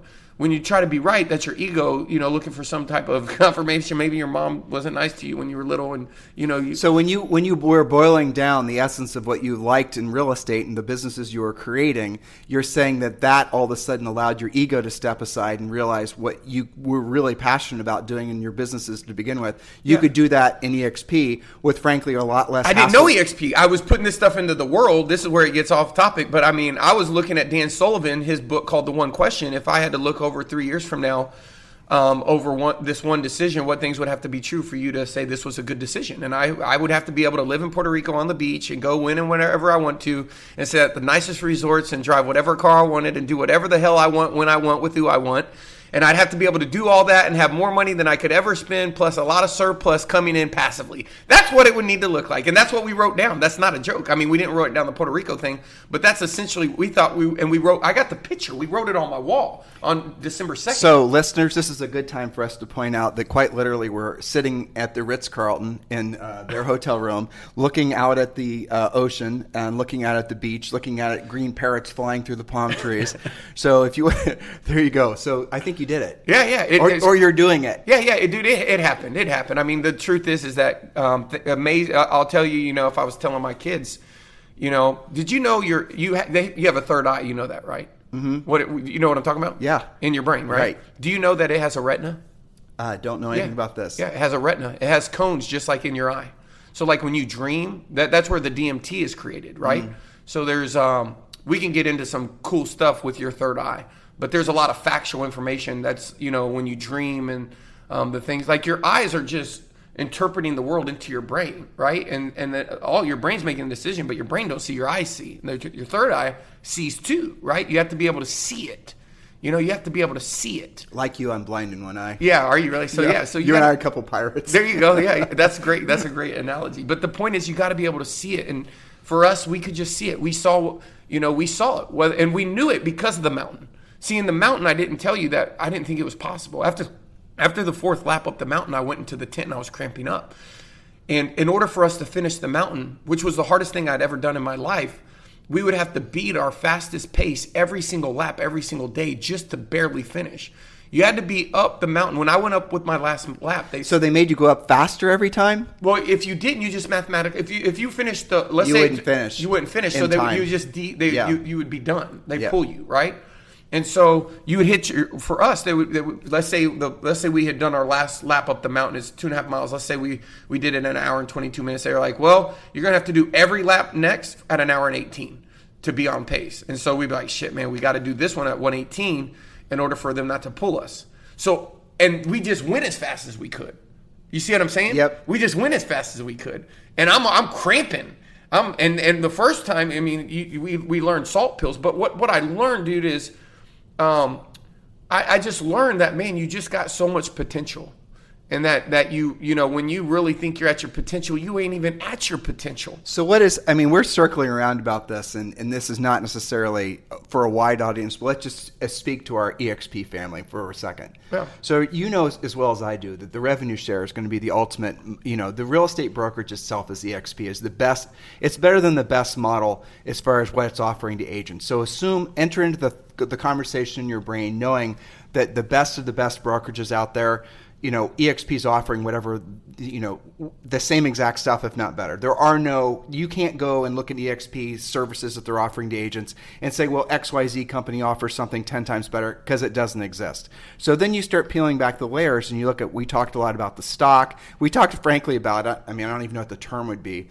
Community, I don't even know. It's attracting a certain kind of people. I haven't had these kinds of relationships before in my life because I've always been drilled down and focusing on businesses and whatnot. And you're right, this does open the door to interacting with more entrepreneurs. And by the way, when you move down here, you're going to be overwhelmed with the cool people you're going to meet constantly. Yeah, it's I crazy. believe that. Yeah. It's so much fun.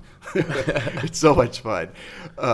But where I was going with that is that people, listen, dude, the biggest constraint people have in their business is in between their ears. It's their own thinking. It's never the problem. It's how you're thinking about the problem. But revenue share, though. But the problem is when I climbed that mountain, I didn't think I could finish. Right. And so what I was conditioned to is what I was conditioned to was, listen, when you're doing one step, when you're doing a step, when you run till your toenails fall off, when you run until your toenails fall off, here's what happens. Shit starts to hurt and you want to quit.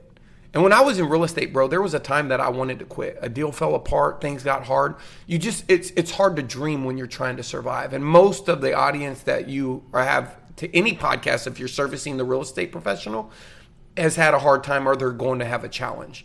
And EXP is just financially irresponsible. The problem they have, I'm going to finish that point. The problem they have is their limited beliefs on what's true and not true. You mean the people in EXP? The people that are not in EXP have a belief system that is aligned to the noise that they're listening to, like I was listening to in my head. So that's the same reason that, I said that to you and Jay. You guys, and I said that to Brent. You guys would be financially irresponsible not to basically move here.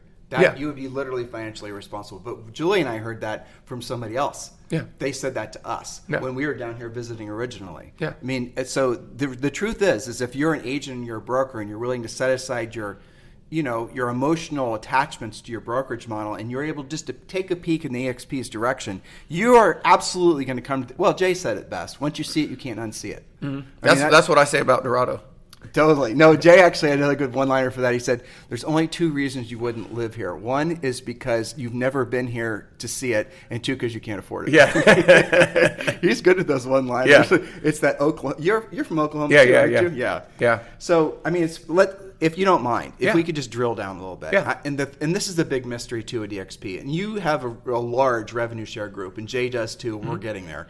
But there's people at EXP now who are just normal Joes and Josephines. You're not a normal person. I think it could be argued that I'm not a normal person. You're not. But they're not. But there are normal people who are not, don't have your background, don't have my background, that have almost by accident, to Glenn's original vision, have found themselves making thousands, 5,000s, 10,000s, 100 passive per month, despite themselves, because the model's so good. Yeah. I think that's the miracle of the whole thing. Yeah, Dan Hillsman, Atlanta, Georgia. When we brought him in, he literally told us, he found us on YouTube. He said he would never recruit a person.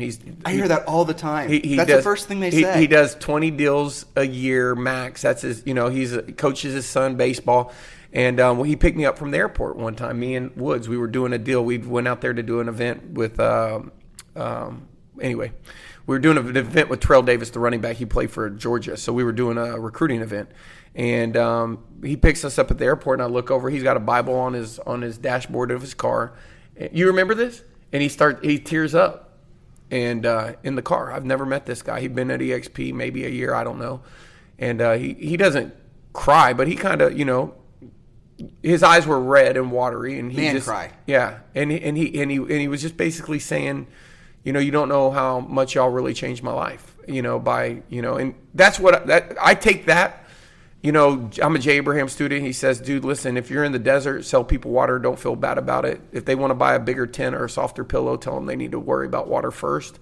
And that's what I feel like I'm in the business of selling people water. I'm selling people things that they need. I'm a brand ambassador. I've seen it, and my job is to help them see it. And but that's something Dave actually said. That the president of the company, and Gene had said this too. Dave said it really perfectly though. He said, imagine if you're in the Navy and there's a shipwreck and you're in your dinghy and you're in the ocean and you're trying to save people. And Dave says, save the people who are swimming towards the ship, because they're obviously the ones that are ready to be saved. And I thought that was a really good point. Yeah. Because ultimately, not everyone's going to be receptive to the message. Yeah. But the reality of it is, if you're in real estate and everyone needs a broker, you should join EXP. Oh, and by the way, you can actually create legitimate. I'll tell you a personal story. Okay. Mm-hmm. So my wife and I have been married for 29 years. The 15th of this month. Okay. We met in high school. We've been married forever. And our exit plan, by the time my goal was by the time I was 40, we wanted to have enough paid off rental properties. I may have told you this. Yeah. It's worth repeating that. Yeah. Because it's an interesting rounding of the bend. We wanted to have enough paid off rental properties because as a normal, I grew up poor, you grew up poor. It's not like you have a rich uncle that's going to sprinkle fairy dust on you and all of a sudden you're going to discover, there's a pot of gold someplace, right? Right. You have to do it all. I mean, you cut grass. And when I was in college, I had a car cleaning and detailing business. You know what I'm saying? We're grinders. Yeah. That at the end of the day, that's the commonality amongst all the most successful people I've ever met, by the way, especially entrepreneurs. They're absolute grinders. You don't very often run into somebody who's a successful entrepreneur who's not a true grinder, who's not always thinking. Yeah. Well, so our plan was get into real estate, buy enough rental properties, pay them off. Now, in order to accomplish that, we often had to save up the money to pay cash for them, or obviously sacrifice a lot in terms of what would have been lifestyle in order to, buy those rental properties, because that was our North Star. So our filter when we were trying to make financial decisions in any of our businesses was, is this going to produce enough profit that's going to move us further, closer to that goal or further away from the goal? That was it. That was our North Star. We kept it simple. So it was the rental properties thing. Well, I was 41 and Julia's 40, but we accomplished the goal. We had enough paid off rental properties that we effectively did for probably about 2 seconds retire. And anyway, here's what I discovered. Realistically, for us to accomplish the goal, because of rising property taxes and vacancies and whatever, we didn't need 30-some paid-off rental properties. We needed more like 60-some paid-off rental properties. That's not really what I'm hoping you guys get as the takeaway. What we had to sacrifice in order to get to the point where we had those rental properties, we sacrificed not starting our family sooner. We sacrificed not going on vacations, not doing all the normal things that, frankly, we're doing now. But we sacrificed all those things for decades because we wanted to accomplish that goal. And when we got to the accomplishment of that goal, damn right we were happy and proud of ourselves. But here's the pisser of it. And when I ran into somebody, like I was at a Zoom last night with, it was a brokerage in Oklahoma, actually, interestingly enough, a KW office. And there was a guy on there that was 26 and another guy there was on 31. I was looking at these two guys and I just stopped. It was totally inappropriate, but the Zoom was getting kind of boring. So I said, you know what, I got to be honest with you two guys. I'm kind of pissed at you. And they're like, they're very straight-laced, And I said, well, yeah, you guys, you're 26 and you're 31. Do you guys have any comprehension of what the revenue share will mean to you at your age, given right where EXp is right now in its growth curve? Do you have any even remote concept what that means? And they said they did, but then they admitted that they didn't. That goes to the point that people don't understand the true power of what Glenn created. It's not profit share, it's revenue share. But I'll tell you also something, being honest with you. The reason I didn't get involved sooner is because I was just like you, busy doing my own thing. But it was probably, in retrospect, my ego. Yeah. Honestly, it was. And I told Gene Frederick this too, because that's what it was. I didn't want to believe. I was like, once I figured it out, I was so jealous I hadn't thought of the idea. Yeah. Because it's incredible. Yeah, yeah. Right? Yeah, yeah. You can relate. Yeah, yeah. Yeah.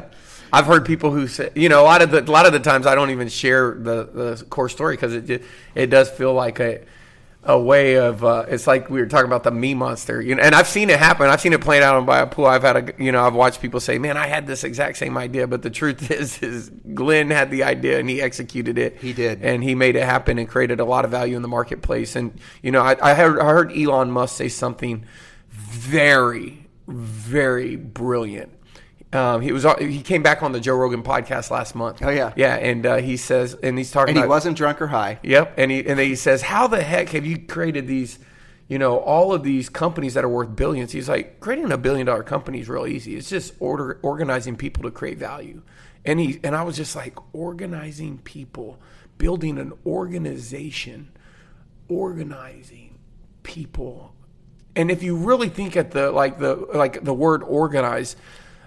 That's what this is it's organized people like me and you to do things like podcasts or whatever it is that we do to create value.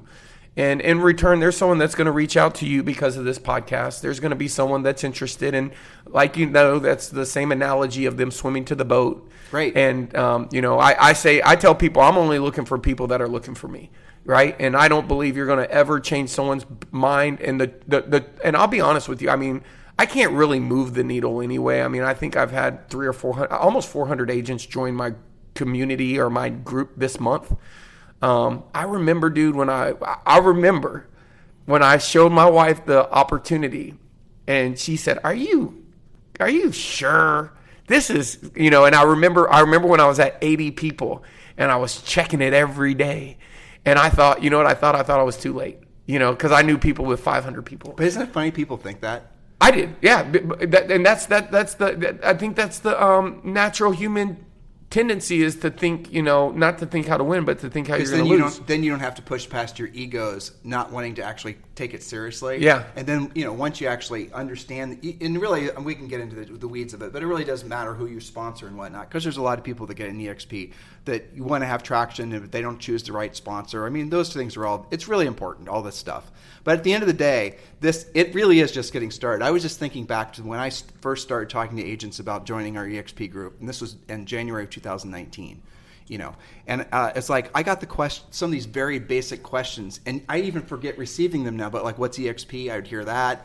I'd hear, isn't it a this and isn't it a that? I don't even hear those questions anymore. Yeah, that's how fast the market has just gone from. It's like the phases of a product when it comes out. You have the early adopters, and you've studied this incontestably, I'm sure. Yeah. Well, now we're at the point where it's basically got mass acceptance. So for people out there who think they're too late, it is literally just getting started, and it's so much easier. Everybody is at least EXP curious. Maybe not ready to join, but when was the last time you ran into someone that was in real estate that wasn't at least EXP curious? Oh yeah, I mean it's to be honest with you, the smarter they are, the easier they are to get. I'm not saying smart but what I have found is if somebody knows how to use a calculator, that's what I mean by intelligence. When they're making it not an emotional decision, but an intelligent decision, the intelligent investor. There's a book out there, #1 book recommended by Warren Buffett, The Intelligent Agent. That really sits down, not the emotional agent, but the intelligent agent. I mean, they're the easiest. I can talk to someone, I'm like, oh yeah, he's going to come, but that's the point you made earlier, because they're not so married emotionally, attached emotionally. They got into real estate, they got into a business, they took the risk, they sacrificed to make money and to take care of themselves. The reason they're emotional is because that team leader gets a bonus if they stay. The reason they're emotional is because someone owns that franchise that can sell that multiple of that revenue. And the truth is I've been on the phone with Keller Williams offices. They don't know that most of those, I've been on the phone with entire, people who have, they don't want that old thing anymore. And they're trying to, and they call you and they're like, listen, I looked at this a year ago, 2 years ago. We have a lady that just came over in Tyler. She wanted to come over she had to wait 3 years because she was locked up for 3 years. She just came over last month. Yeah. She had to wait. Was she an OP at KW? Huh? Was she an OP at KW? No, but she had to wait 3 years to come over. Yeah. And people don't know that there's a lot of smart people that can't come because they're unfortunate. I mean, they can't let Jay's dad. I think he's in a big. I think he'll come to EXP at some point. But a lot of people are in long-term agreements, so don't think because they didn't come because they didn't think it was a brilliant model. They didn't come because they might have a financial obligation contractually that doesn't allow them to come. Yep. And so, but they circle the wagons and they have the conversations based upon, what they're allowed to do and what they're not allowed to do. But people will reach out to you and say, well, what if? But we can round the bend because you got to go to the pool. So I'm good. The reality of it is that especially if you even have some level of influence in your marketplace, when you switch over to EXP, people are going to ask you about it, and then the sponsoring conversations just happen organically. That's what people don't understand. Not necessarily like that 2 years ago, but definitely like that now.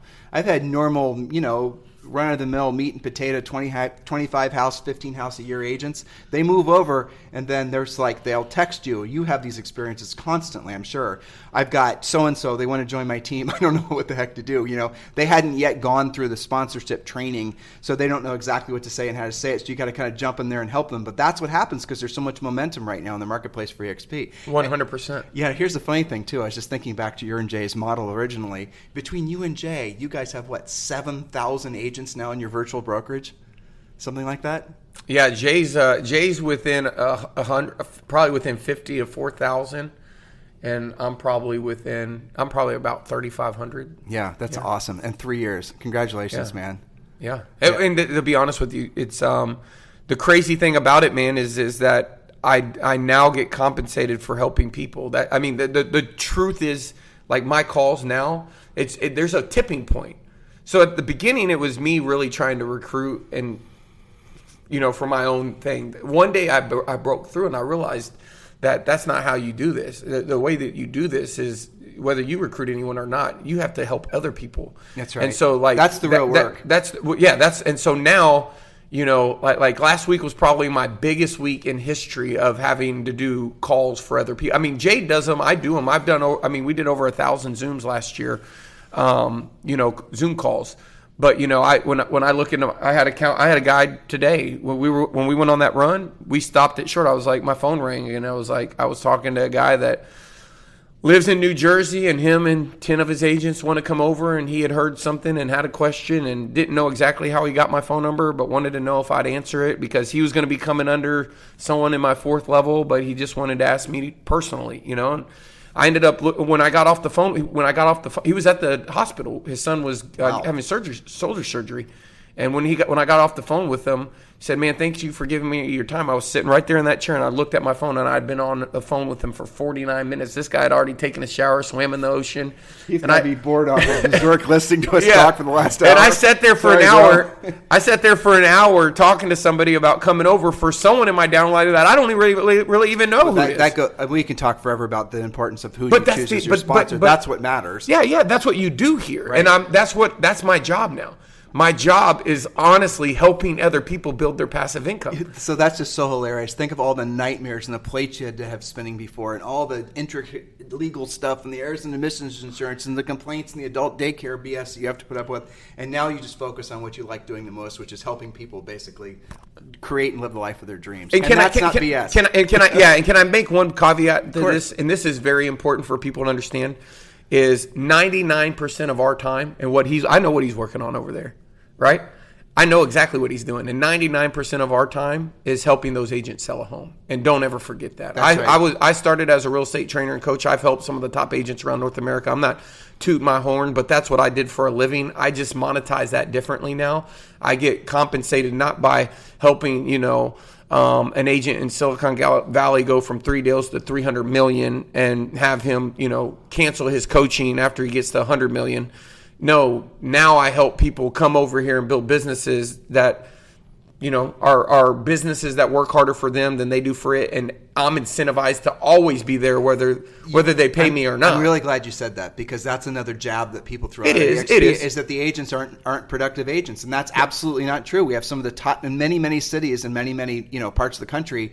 We have some of the top 3 to 5 agents in terms of production and sales. So that's just another not true. Piece of fake news out there that has been perpetuated. Yeah, I'm telling you, my days when you come on board, I have a launch call and a game plan call. He does your launch call. When you get off the phone with him, he builds you. We build a funnel. We organize your tech stack. We do everything I would do if I was coaching you, but I just don't charge. And the reason I don't charge is because, in theory, if I help you grow, which I know if I'm able to do that, growing your business for most people translates into you selling more homes. When you sell more homes, if there's a financial incentive for you to help other people sell more homes because you've now learned something that like Jim Rohn said, if you don't have everything you want, you haven't learned something. Well, if you've learned something that helped you produce more, why wouldn't you share that with other agents? Well, you're not incentivized to do so. Right now, you're incentivized to not help other people. Those are your deals because you're only thinking about your backyard. When the expansion model came out, which was really created in order to help keep teams from wanting to go independent and stay at big franchises, right? You're a big agent when Keller Williams in Frisco, and it's like, I'm going to go independent. No, you're not. You're going to open a team in Austin, and we're going to help you take all your systems and models and create a hub and generate leads down there and get a percentage while paying a cap for all the people down here and all the people down there and all those other things in between, which was... But it didn't work in the franchise model. No, it didn't. It didn't work. Sorry, someone's calling our room. It didn't work. And so the point that I'm trying to make is that, when you can do that in EXP though. Well, expansion, here's the truth. Expansion ripped the lid off of the team model. What happens is people were independent buyer agents. They became listing agents, so they got more leverage time. Then they grew teams, so they got more leverage. Then they became the number one team in their office, and they went independent because the money that they were being charged per agent, there was not a fair value exchange. And so in order to stop that problem, it was that this is what I said in a class in 2015 or 16 where it was said, well, our brick and mortar is our asset, right? It's our network. And now, but the truth is you could have let's just name a top agent. You could have a Mark Spain, a Ben Kinney, a Jay Kinder, all in Austin trying to have one expansion partner and one KW office. And that team leader is going to have a new agent that wants to grow an office. Ben Kinney's offering to run their leads. Jay's offering to run their leads. Mark's, and they're doing that there in all the other markets. And now you have Tim Heil and all these agents who, instead of leaving Keller Williams, which was happening, most big teams got so big they left, including Mark Spain, including Michael Reese, including Chad Goldwasser, to do what? Go independent and start their own thing, because you love that person that's nice to you, but you don't love them at the end of the year when you calculate that for all your agents, you paid them over $200,000. Then EXP comes in and says, well, that's called an icon, and we give you everything that you paid back in the form of stock. It's like, oh, shit, okay, I'm listening, right? It's like they solved everything, real problems, and they were able to do it because there is no, each office is independently owned and operated. There's no franchise. There's no franchise. There's no region holders. Yeah, there's no papers. Right? Yeah, there's nothing. If they want to make a decision, they can make a decision across the whole platform. Right. You know, if like TikTok can't operate here, if Trump says he can't operate here, right? Like, that's not good for TikTok. That's going to impede their business, even to the point that they might have to sell because someone's saying where they can and can't do with their business. And in general, when you're in that franchise model, whether it's coming top down or bottom up, there's a lot of people that have to agree across a lot of different areas and regions. And, you know, in order to make a decision here, you know, if we want to roll out, you know, health insurance for agents, which EXP did, then, you know, they can have the idea. Let me end on this. I went to Glenn's, I had the amazing opportunity to spend time with Glenn and in Washington at his home with him and his I was with him and his significant other. They're amazing people. And on the day before I left, you know, he was going to take me back to Vancouver to the airport. And he just shared with me some of his ideas. I'll never forget, like, you know, some of the things. Now, he might not remember exactly what he said, but I do, because, you know, that I remember what he told me.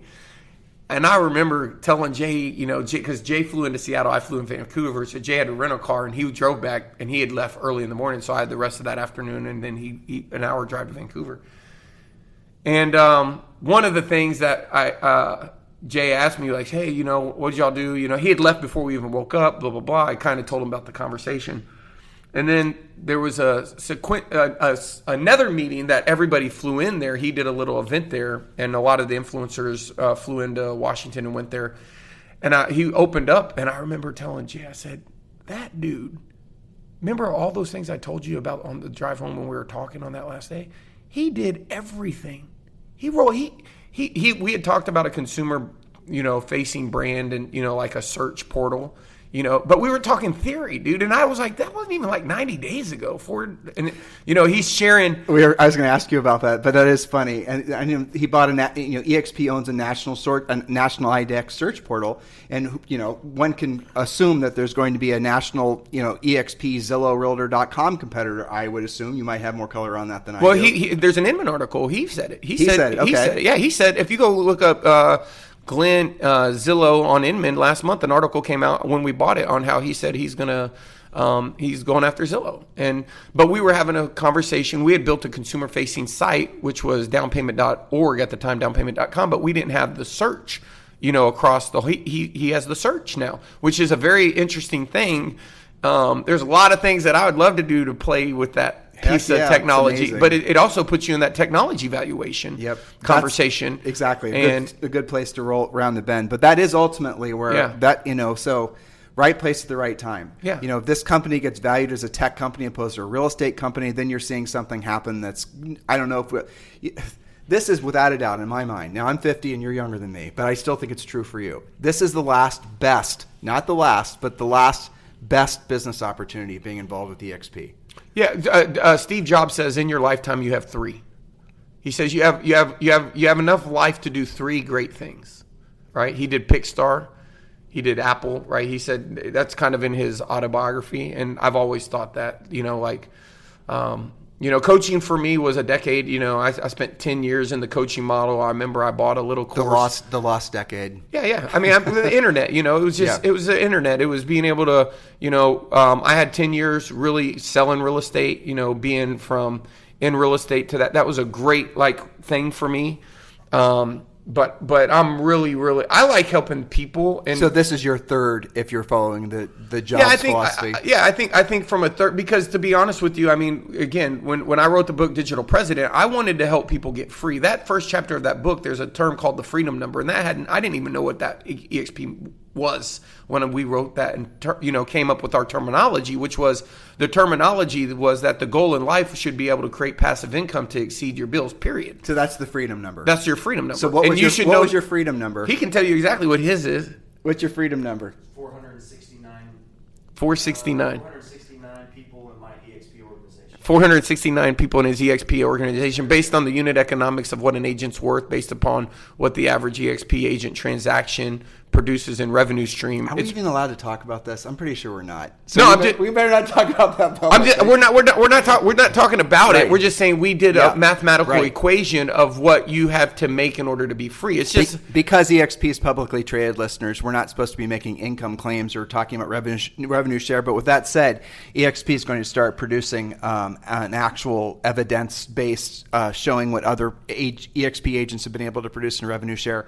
But what he just said, in essence, is he knows in his overall group he has to have roughly 500 people, and it's safe to say that roughly 500 people in this model will produce somewhere along the lines of, I think, are we allowed to say this? I don't think it's relevant. I think it's enough to pay all your bills and have fun, right? I don't know if you're allowed or not allowed. It'll put you in literally the highest income tax bracket.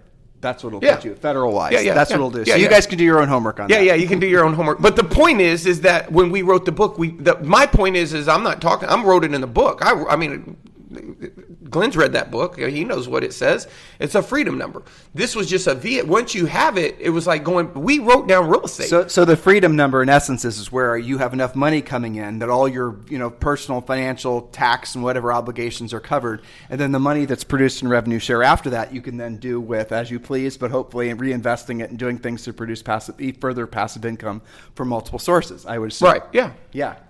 And that could be through that could be through having online product. I mean, I know people who do it in the e-com business. There's a lot of ways to do Stocks. it. Yeah, there's tons of ways to do it. But right. I did not. But because because we were looking for it, which I believe everybody should. I mean, what is your goal? Is your goal to work forever? I mean, why? Because why? Like, so you're telling me right now you have no goal on having a day where you don't have to work? I mean, why is that? It's because you live in what is called a reported world. Because you unfortunately don't know what you don't know. You're unconsciously incompetent. You're like my son who puts his shoes on the wrong feet. You're just doing the wrong thing wrong and don't even know it, and it's not your fault. But you're going to either, like, this is what Dan Kennedy said to me at his house. He said, I read an article about a guy who worked at a steel company for 30 years. And when they interviewed him and asked him why he worked there, he said, because he responded to an ad in a newspaper. Your entire life on what you did for your whole life came up because of one ad in a newspaper. You didn't have a better strategy than that, right? You should have a strategy. He's got a shirt in there that we live by. It's called Life by Strategy. It's not Life by Design. A strategy goes back to Michael, the kernel, which is the goal.